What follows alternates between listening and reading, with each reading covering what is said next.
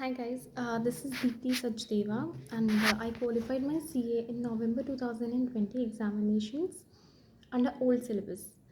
And today I'm here to share my CA journey with you. So जैसा कि most of the CA students ने face किया है, कोई भी CA, CS या CA में student जनरली हम लोग फेलियर्स अपनी लाइफ में फेस करते ही हैं एग्ज़ाम्स में. So I am not a rank holder, ना ही मैं कोई फर्स्ट अटेम्प्टर हूँ.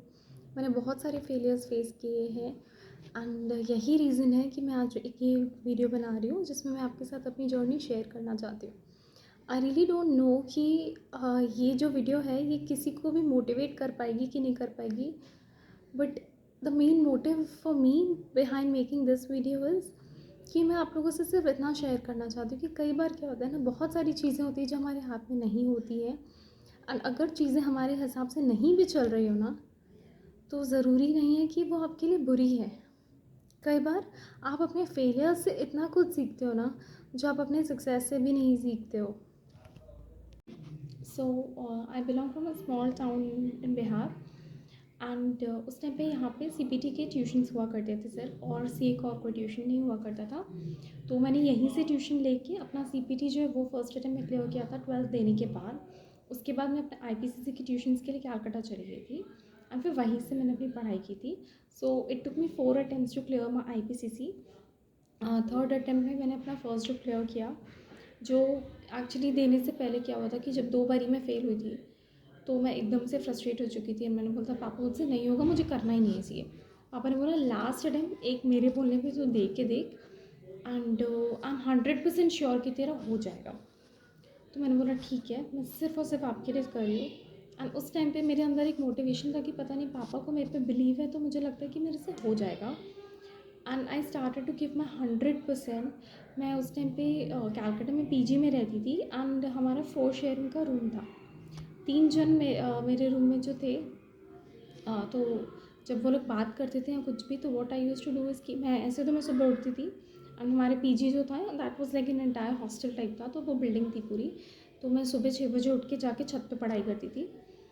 और बाकी टाइम अगर मुझे रूम में पढ़ना होता था तो what I used to do is कि मैं एक पर्टिकुलर मोटिवेशनल सॉन्ग जो है ना वो लगा के पढ़ने की आदत मैंने डाल दी थी. तो जब भी सब बात कर रहे थे रूम में, तो मैं उस केस में क्या करती थी कि मैं वॉल की तरफ अपना फेस करके स्टडी टेबल लेके बैठ जाती थी अपने ईयरफोन्स लगा के, ताकि मुझे किसी और की आवाज़ सुनाई नहीं दे and I will be able to focus. So I remember तू ना जाने आस पास है खुदा जो सॉन्ग है, वो लगा के I used to study that time. तो वैसे करके मेरा IPCC का फर्स्ट जो क्लियर हुआ नवंबर 2012 में. April 13 में I started with my internship in a small firm in Calcutta itself. And उसके बाद फिर नवंबर 2013 में मैंने अपना सेकेंड ग्रुप दिया था and I cleared it then. फिर उसके बाद 2014 में I took transfer to another firm which was also mediocre firm based in Calcutta itself. फिर वहाँ से थोड़ा सा चैलेंजेस भी शुरू हुआ मेरे लिए, बिकॉज उस टाइम पे मेरे घर पे भी थोड़े से फाइनेंशियल इश्यूज चल रहे थे एंड मैं मेंटली भी थोड़ी उस टाइम पर डिस्टर्ब हो गई थी क्योंकि मेरे पास पैसे नहीं थे कि मैं ट्यूशन्स ले सकूँ. बट समहाउ मैनेज करके SFM का ट्यूशन मैंने लिया एंड और कोई ट्यूशन मैं अफोर्ड उस टाइम पे कर नहीं पा रही थी. तो अब इसलिए कि ठीक है SFM थोड़ा टफ भी है तो उसका ट्यूशन ले लेते हैं. And then I needed tuition for tax. तो फिर टैक्स के लिए मैंने क्या किया था कि DT एंड IDT का कलकत्ता में विवेक सोनी सर एक हैं, उनसे मैंने DT IDT का कंबाइंड बैच लिया था. तो वो थोड़ा सा लेस कॉस्टली भी पड़ा था मुझे. बट वही हुआ कि एवरी 6 मंथ्स में एग्ज़ाम्स तो दे रही थी, बट IDT का सिलेबस चेंज होने तक भी मेरा सेकेंड ग्रुप भी नहीं क्लियर हुआ, ना मेरा फर्स्ट ग्रुप क्लियर हुआ. कुछ भी नहीं हुआ था. मतलब नवंबर 17 एग्ज़ाम देने के बाद मैं इतना ज़्यादा फ्रस्ट्रेट हो गई. 4 अटैम्प्ट हो गए, अभी तक कुछ क्लियर नहीं हुआ है और फ्यूचर का कोई अता पता नहीं है, ना हाथ में पैसे हैं ना जॉब है. मुझे कुछ समझ में नहीं आ रहा था कि मैं करूँ तो करूँ क्या. तो फिर मुझे लगा कि अब जो भी है ना एटलीस्ट मैं एक जॉब पकड़ूँगी, मैं इंडिपेंडेंट बनूँगी, फिनेंशियली इंडिपेंडेंट बनूँगी, तो मेरे अंदर थोड़ा कॉन्फिडेंस भी आएगा. और अगर मेरे पास 24 घंटे हैं तो 24 घंटे के 24 घंटे तो मैं पढ़ नहीं रही हूँ वैसे भी, तो कुछ प्रोडक्टिव करना चाहिए. So why not start with a job. Then I in Calcutta itself एक छोटी प्राइवेट कंपनी में मैंने पार्ट टाइम स्टार्ट किया था अपना job where I did job for almost 6 to 7 months. Because meanwhile क्या हुआ था कि 2018 मिड में मुझे कॉल आया था डेलॉयट से, बेस्ड डेलॉयट यूएस से हैदराबाद ऑफिस के लिए, which was an internship program of 3 months. So what I did was कि मैंने उसका इंटरव्यू दिया, I cracked it and I took that option.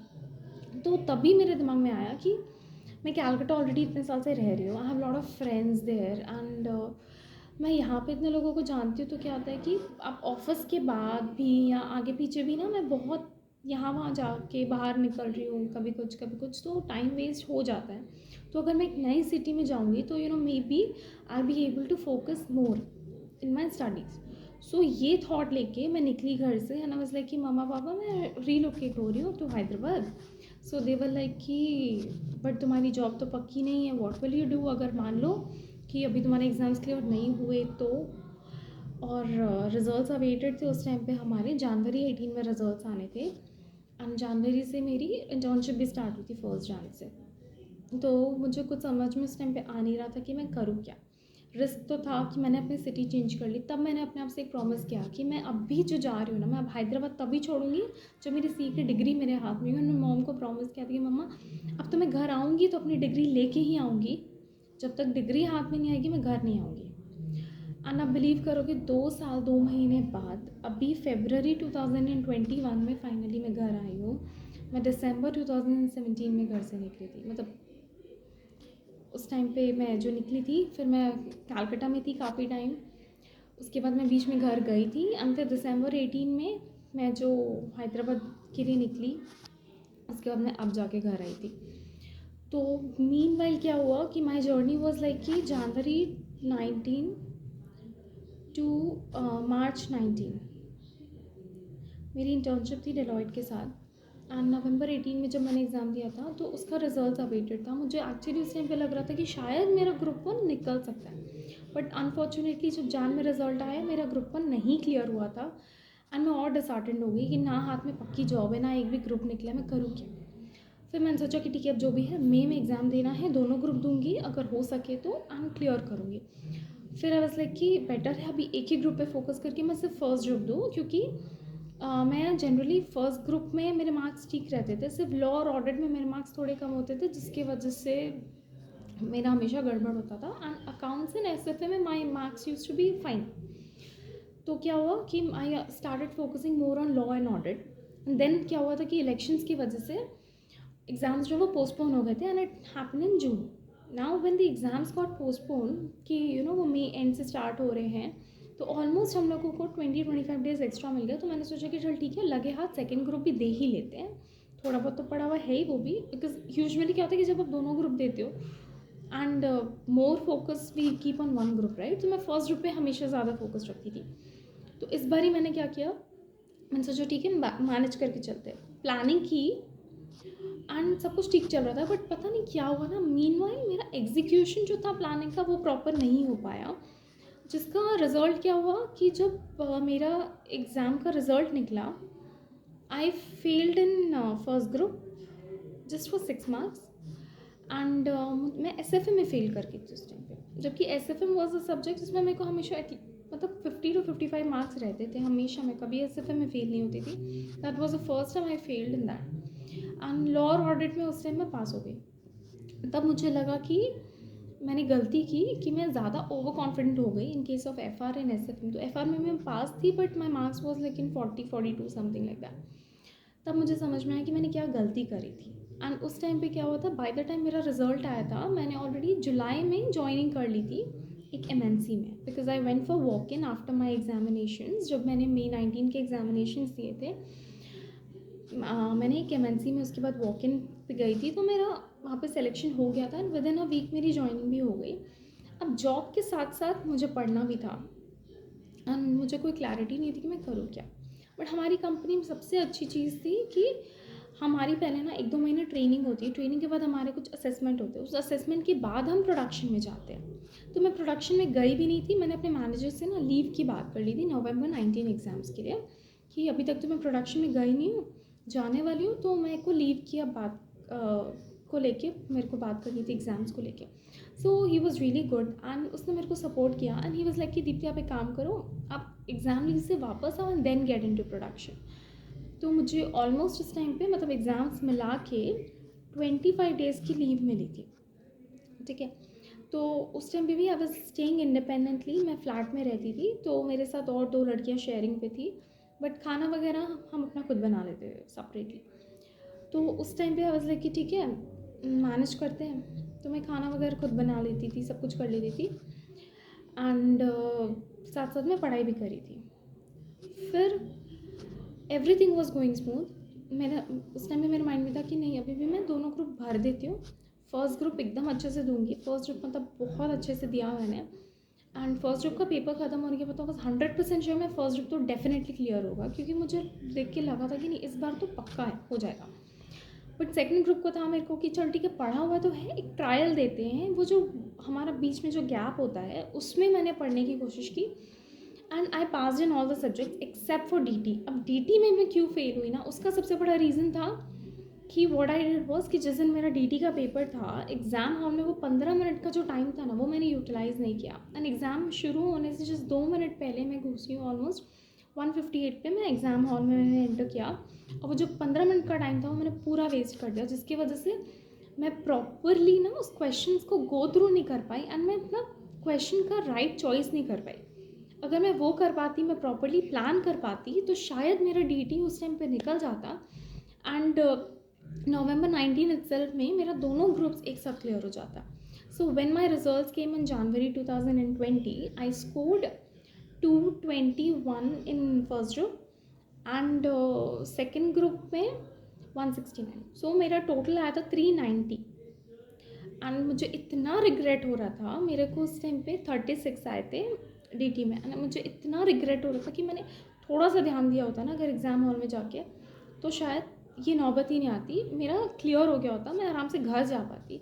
Already 1 साल से ऊपर हो गया था घर गए हुए, मैं इतना तड़प रही थी उस टाइम पे घर जाने के लिए, मैं आपको बता नहीं सकती। मेरे का I was so super frustrated. तो उसके बाद आई वाज लाइक कि नहीं अब तो निकालना है। तब मई 20 में जब एग्ज़ाम देना था तब तो आपको पता है कि मई 20 में अगेन वो कोरोना आ गया एंड लॉकडाउन वाला सिचुएशन था, माइंड इतना डिस्टर्ब था सब कुछ। तो फिर उसके बाद मेरी जो फ्लैटमेट्स थे उन्होंने भी फ्लैट वेकेट कर दिया था because they were going back to their hometown and I had that commitment in my heart कि नहीं मेरे को तो सी करके ही घर जाना है। तो what I did was I change and मैं दूसरे फ्लैट में शिफ्ट हो गई। मैंने जून में शिफ्ट किया था लास्ट ईयर। तो वहाँ पे जो मेरे फ्लैटमेट्स थे दे वर ऑल्सो गुड, और अभी लॉकडाउन का सिचुएशन था, सो नो मेड नथिंग, घर के भी काम आप खुद करो, सब कुछ करो। तो तभी मेरे को इतना उस टाइम पे लगता था कि यार थोड़ा सा ध्यान दे देती तो शायद मेरा सी हो जाता, ये वो बहुत कुछ चल रहा था माइंड में। बट मैंने बोला नहीं अब मेरे को खुद को संभालना है एंड इस पीरियड को मेरे को अच्छे से यूटिलाइज़ करना है अपने ग्रोथ के लिए। कभी कभी हम जब लाइफ में फ़ेल होते हैं ना तो उसके पीछे कोई ना कोई रीज़न ज़रूर होता है। अगर मैं उस टाइम पे फ़ेल नहीं हुई होती ना, ये 1 साल का जो लॉकडाउन पीरियड था जहाँ हमारा वर्क फ्रॉम होम चल रहा था, मैं अकेले रह के बहुत कुछ जो मैंने सीखा है वो मैं नहीं सीखती और मुझे एक्चुअली पता नहीं चलता कि मेरी स्ट्रेंथ्स क्या क्या हैं अगर मैं अकेले रह के अपनी पढ़ाई खुद नहीं करती। तो आप बिलीव करोगे मैं एग्ज़ाम्स के टाइम पे भी खुद से कुकिंग कर लेती थी। अगर मेरा बिल्कुल टाइम नहीं हो रहा था होता था तब मैं यहाँ तो स्विगी से ऑर्डर कर दिया, हाँ, या फिर कभी कभी नूडल्स वगैरह पे मैनेज कर लिया। तो फिर anyhow I like just started to manage. तो मैं एग्ज़ाम्स जब मेरे थे तो एग्ज़ाम से एक हफ़्ते पहले मैंने छुट्टी ली थी। जब मैंने नवंबर 20 में एग्ज़ाम दिया था तभी एक हफ़्ते पहले छुट्टी ली थी एंड यू वोंट बिलीव इसका का पेपर में भी हम लोग का 2 दिन का गैप था, जिसमें जो सेकेंड डे था ना मतलब नेक्स्ट डे इसका है और आज के दिन मैंने 4-5 घंटे ऑफिस का काम किया था because that was some critical period, हमारा कुछ इंपॉर्टेंट काम चल रहा था। तो उसके लिए मुझे लॉगिन करना ही था। मेरे मैनेजर ने पूछा भी था मेरे को कि तुम मैनेज कर लोगी, आई वाज लाइक कि हाँ मैं कर लूँगी, मेरे को बस लेकिन मैं इतने टाइम ही करूँगी उससे ज़्यादा नहीं। सो 5 आवर्स का अप्रॉक्स मैंने लॉगिन किया था and I was able to manage well.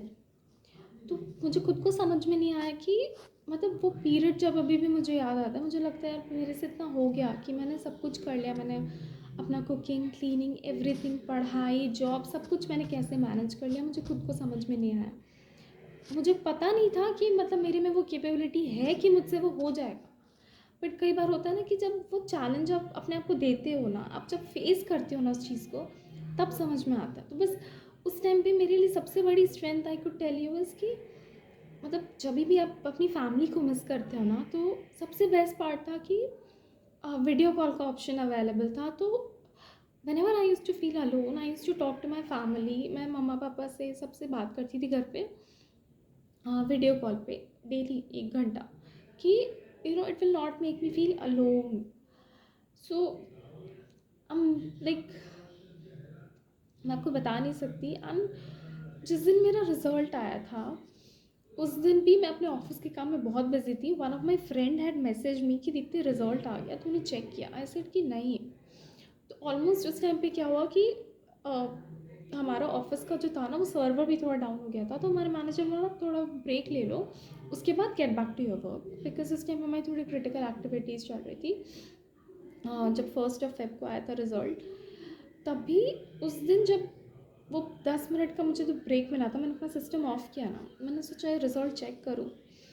Heart beat इतनी तेज़ थी ना, मैं आपको बता नहीं सकती हूँ। एंड मतलब नर्वसनेस थी भी, नहीं भी थी, बहुत मिक्स फीलिंग थी, मुझे कुछ समझ में नहीं आ रहा था। मैंने मम्मा पापा को बोला भी नहीं था कि रिज़ल्ट आ रहा है। I just got the 10 minutes break somehow. अपना रोल नंबर वगैरह मैंने डाला फ़ोन पे, आइज़ क्लोज किया। I just remembered, I was like बाबा जी, जो है मेरी मेहनत थी, now let's see whatever it is. I opened my eyes and the first thing I saw was pass. And that pass was, oh my god, I just can't tell you. जो उस दिन मैं रोई हूँ ना, मतलब इतनी बड़ी रिलीफ, इतनी बड़ी चैन की सांस बोलते हैं ना सुखो लेना, वो मिली मुझे। एकदम ज़ोर से चिल्ला के मैं अपनी रूममेट के पास गई। आई वाज लाइक कि शालिनी यार, I passed, I became a chartered accountant. उसको हग करके जो मैं रोई हूँ, उसके बाद the first thing I did was कि फटाफट से मैंने घर पे कॉल लगाया। मैंने बोला जल्दी से सब कॉन्फ्रेंस कॉल पे आओ। Everyone joined the call. I was crying and I told my parents, mom dad, I became a CA. Everyone was crying. And that happy tears, I just can't forget that day of my life. And मैं आप लोग सबको यही बोलूँगी कि I know you are going to some struggles right now, but that's okay, that's completely okay. हर एक इंसान की अपनी जर्नी होती है, और आपको उस जर्नी के लिए ना प्राउड फील करना चाहिए। डोंट थिंक कि कोई रैंक लेके आ रहा है, कोई फर्स्ट अटैम्प्ट में पास हो रहा है, कोई सेकंड अटैम्प्ट में। No, you all have your own journey. You have to live your life through it, and you will grow through it. 100% you will grow through it. बस आपको अपने ऊपर भरोसा रखना है। और आपको, अगर मैं आपको सीरियसली बता रही हूँ, अगर आप फेल हुए हो ना एग्ज़ाम्स में, इस टाइम से ना एक चीज़ ध्यान में रखना, आपको अपने माइंड को ऐसा रखना है कि ये मेरा फर्स्ट अटैम्प्ट है। जो भी अटैम्प्ट आप देने जा रहे हो ना, चाहे वो आपका 5th अटैम्प्ट है, फर्स्ट अटैम्प्ट है, 10th अटैम्प्ट है, डजेंट मैटर। आपको माइंड में रखना है कि ये मेरा अटैम्प्ट है। I am doing CA for my self, not for my family, not for my parents. I am doing it for my self. I am doing it just for my self, because मैंने अब इतने passion के साथ उस time पे इसलिए focus किया क्योंकि मुझे ये लगने लगा था कि मैंने अपने लाइफ के इतने साल दिए। भले ही वो जब मैंने स्टार्ट किया था it was my dad's dream, but when I started to realise कि यार मैंने अपनी ज़िंदगी के इतने साल उसमें दिए हैं, तो मैं कैसे उसको वेस्ट जाने दे सकती हूँ। नो, मेरे को लास्ट अटेम्प्ट देना ही नहीं है ओल्ड सिलेबस का, मेरे को अभी ही करना है, and I did it. So guys, this was my CA journey, and I am sorry मैं थोड़ी सी इमोशनल हो गई थी, बट मैं आपसे बस यही कहना चाहती हूँ कि if you are going through this phase of your life, जहाँ पे आपने फेलियर फेस करा है और आप बहुत ज़्यादा ब्रोकन फील कर रहे हो, and you are waiting for the time कि जब इंस्टीट्यूट एग्ज़ाम कंडक्ट करेगा, corona will go down, exams conduct होंगे, हम पास करेंगे, तो जस्ट कीप गोइंग। ठीक है, वो स्टेबिलिटी मेंटेन करके रखो अपनी पढ़ाई में। Prepare so well, so well, so well कि अगर 1% रिजल्ट भी हो ना, उसमें आपका नाम ज़रूर आए। एंड ज़रूर से ये चीज़ ट्राई करना कि आप बस उसको अपनी सोल जर्नी समझ के चलो कि ये मेरी जर्नी है। एंड अपनी लाइफ को दूसरों से कंपेयर करना बिल्कुल बंद कर दो। एंड प्लीज़ जिस टाइम पे आप पढ़ने बैठते हो ना, अपने फ़ोन को बिल्कुल हाथ में मत लो। फ़ोन साइलेंट करके कबर्ड में रखने की आदत डाल लो। I am telling you seriously, it help me so much. अभी भी कई बार होता है, अगर मैं कुछ इंपॉर्टेंट काम कर रही होती हूँ, मैं अपना फ़ोन अपने हाथ में नहीं रखती हूँ, फ़ोन में साइलेंट करके साइड में कर देती हूँ, बिकॉज़ तभी मुझसे मेरा काम होता है। नहीं तो बहुत ज़्यादा डिस्ट्रैक्शन होता है, स्पेशली अगर आपका इंटरनेट ऑन होगा और आपका जो सोशल मीडिया है ना, वो आपको बहुत ज़्यादा परेशान करेगी।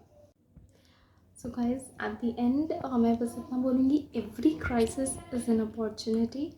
And whatever you're going through this time during your exam preparations, it's okay. You know, वो mood swings होते ही रहते हैं, वो पढ़ने का मन नहीं करना, वो सबके साथ होता है, ठीक है।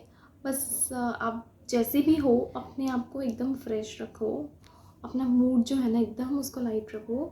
सो to keep myself motivated, मैं अपने घर पे तो बात करती थी, बट साथ साथ में मैं कभी कभी स्केचिंग करती थी। I used to do dancing and cooking and all to keep myself relaxed. तो आपको जो पसंद है आप वो करो एंड अपने माइंड को एकदम काम रखना सीखो, बिकॉज आपका यहाँ पे क्वांटिटी ऑफ आवर्स कोई मैटर नहीं करता। आपको 15-16 घंटा पढ़ने की ज़रूरत नहीं है। इवन आप 5 से 6 घंटा पढ़ लो ना, वो काफ़ी है, बट वो 5 से 6 घंटा शुड बी डेडिकेटेड 5 से 6 घंटा।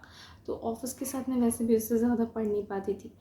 तो मंडे टू फ्राइडे तो मेरा वही 5 to 6 आवर्स होता था। Saturday I used to be like on half day break, because मैं बहुत एकदम मेरे को रिलैक्स होना होता था।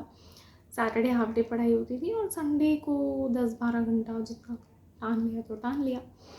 सो this is it, this was my C A journey.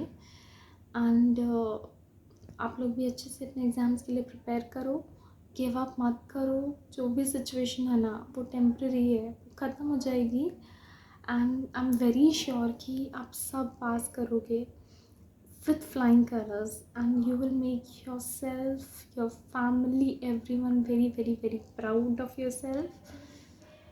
Failure is not your destiny, it's not the destination. Success भी एक जर्नी है और वो फेलियर से ही होके गुजरती है। और जो आपके फेलियर्स आपको सिखा सकते हैं ना, वो आपकी सक्सेस आपको नहीं सिखाती है। ये चीज़ याद रखना। एंड अगर आप फेल हुए हो कभी भी, तो सबसे पहले अपनी स्ट्रेंथ्स और अपनी वीकनेसेस को आइडेंटिफाई करो, वो बहुत ज़रूरी है। मैंने अपनी गलतियाँ पकड़ी कि मैंने क्या क्या गलती की थी अपने प्रिपरेशंस में एंड एवरीथिंग, मैंने वो पूरा एनालाइज किया। Then I was able to manage कि नहीं, मुझे समझ में आया कि मेरी स्ट्रेंथ्स क्या हैं, उस पर मैंने कंटिन्यूसली वर्क किया थोड़ा थोड़ा। और जो मेरी वीकनेसेस थी उस पर कंटिन्यूस एफर्ट्स डाले डेली बेसिस पे। Then today I'm able to call myself a CA. And I'm sure you will be also calling yourself a CA. You will be the CA. You will be also a chartered accountant very soon, I'm very sure. So don't give up. Just stay consistent with your studies and just live your life to the fullest. Be happy. Okay, all the best.